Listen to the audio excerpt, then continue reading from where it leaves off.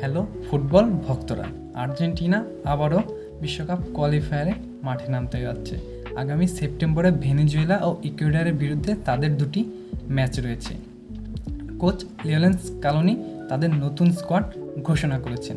আজকের এই ভিডিওতে আমরা জানব কারা নতুন স্কোয়াডে যুক্ত হয়েছে, কারা নতুন স্কোয়াড থেকে বাদ পড়েছে এবং কি মোট স্কোয়াডটা আমরা জেনে আসব। তাই ভিডিওটি সম্পূর্ণ আমাদের সাথে থাকুন। প্রথমেই আসি গোলকিপার লাইনে। গোলপোস্টে এবারও আছেন বিশ্বকাপ হিরো এমিলিয়ানো মার্টিনেস। তার ব্যাকআপ হিসেবে আছেন ওয়াল্টার বেনিতেস, যিনি ক্রিস্টাল প্যালেসের গোলরক্ষক, আর জেরেমি রুলি, যিনি অলিম্পিয়াডি মার্সেলের গোলকিপার।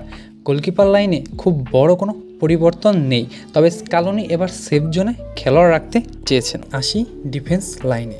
ডিফেন্সে অভিজ্ঞতা আর তরুণ প্রতিভার দারুণ মিশ্রণ। নিকোলাস ওটামেন্ডি, তার বয়স 37, স্কোয়াডের সবচেয়ে বয়স্ক খেলোয়াড়, অভিজ্ঞতার কারণে এখনও দলের গুরুত্বপূর্ণ অংশ।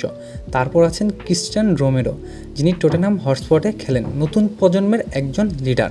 ফুলব্যাকে আছেন নাহুয়েল মোলিনা আর মার্কুস একোনা, যিনি লিভারপুলে খেলেন। এখানে মার্কুস একোনা হচ্ছে একটি নতুন চমক, বা নতুন চমক কি মানে অভিজ্ঞ চমক, যে অনেক দিন ধরে বাদ পড়েছিল স্কোয়াড থেকে ইনজুরির কারণে।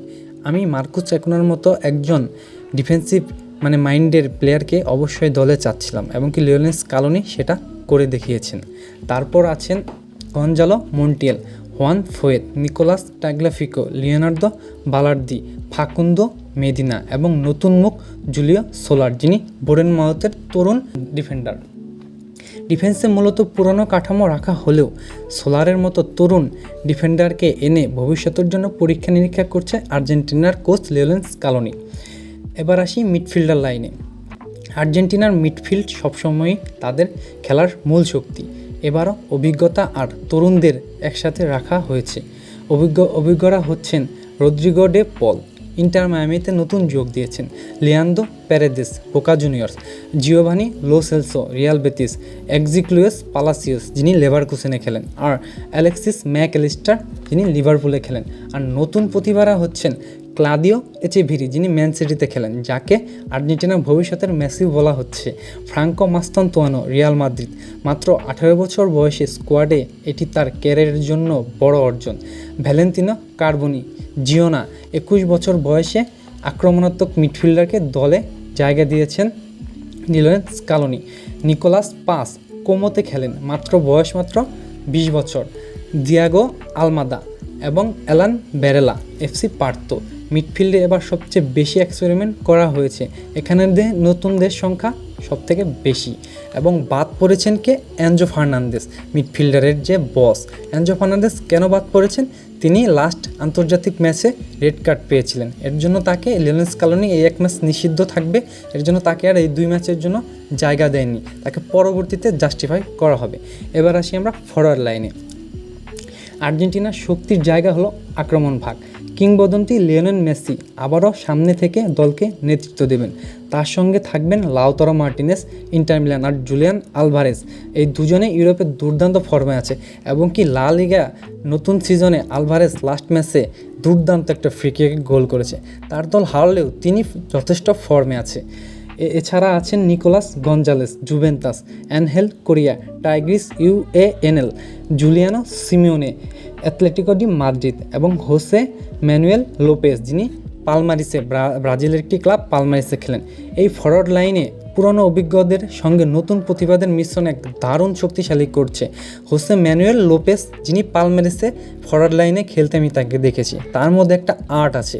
সো লিওনেল স্কালোনি বুঝে শুনেই এই ফরওয়ার্ড লাইনের শক্তি বাড়িয়েছেন। এবার আসুন কে কে বাদ পড়েছে এবং নতুন সংযোজন কে কে হয়েছে এ বিষয় নিয়ে একটু আলোচনা করা যাক। আগের স্কোয়াডে থাকা কিছু অভিজ্ঞ নাম যেমন গার্নাচো ও দিবালা এবার দলে জায়গা পাননি। গার্নাচো এবং দিবালা কেন দলে জায়গা পায়নি সে বিষয়ে একটু আমি আপনাদের বলি। গার্নাচো আসলে যে ট্যাকটিকে খেলানো হয় লিওনেল স্কালোনি, সেই ট্যাকটিসে গার্নাচোকে এবার প্ল্যানে লিওনেল স্কালোনি রাখতে পারেনি। রাখেনি এবং কি গার্নাচো রিসেন্ট যে ফর্ম অতটা মানে তার স্ট্রং ফর্ম ছিল না, এর জন্য কি তাদের টেকনিক্যাল বিভিন্ন ইস্যু আছে স্কালোনির, এর জন্য গার্নাচো দলে জায়গা পায়নি। তারপরে হচ্ছে দিবালা কেন জায়গা পায়নি? দিবালা এমনিতেই যতটুকু শোনা গেছে তিনি ইনজুরিতে ভুগতেছেন, তারপর টেকনিক্যাল ইস্যু আছে অনেক, তারপর লিওনেল স্কালোনির যে একটা ট্যাকটিস সেখানে কি মানে মেসির পজিশনে দিবালা খেলে, এর জন্য কি দিবালাকে এখনও সুযোগ দেওয়া হয়নি। তারপরে দিবালা ইনজুরিতে আছে, আশা করি ভবিষ্যতে এসে তার জায়গা করাটা অনেক কঠিন হয়ে পড়বে। তবে অন্যদিকে নতুন যুক্ত হয়েছেন ফ্রাঙ্কো মাস্তান্তোনা, যিনি 18 বয়সের একজন তরুণ স্টার, যার ফ্রি কিক গোল আমরা রিভার প্লেটেও দেখে আসছি এবং লিভার প্লেটে তিনি দারুণ ফর্মে ছিলেন। এর জন্য 45 মিলিয়নের উপরে একটা রিলিজ ক্লজ দিয়ে তাকে রিভার প্লেট থেকে রিয়াল মাদ্রিদ দলে ভিড়িয়েছে এবং কি শোনা যাচ্ছে যে আগামী ম্যাচেও রিয়াল মাদ্রিদের ম্যাচেও তাকে নামানো হতে পারে। তারপর নিকোলাস পাস, 20 বছর বয়সীর এই তরুণ মিডফিল্ডার, অনেক শক্তিশালী একজন মিডফিল্ডার, তার মধ্যে প্রতিভা আছে এবং কি ট্যালেন্ট আছে। ক্লাদিও এচেবারে, যিনি ম্যান সিটিতে পেপ গার্দিওলার আন্ডারে খেলতেছেন, আর জুলিও সোলার। তো এই ছিল আর্জেন্টিনার সেপ্টেম্বরের স্কোয়াডের বিশ্লেষণ। আপনাদের মতে নতুন এই তরুণদের মধ্যে কে আর্জেন্টিনার ভবিষ্যতের বড় তারকা হতে পারে কমেন্টে জানিয়ে দিন।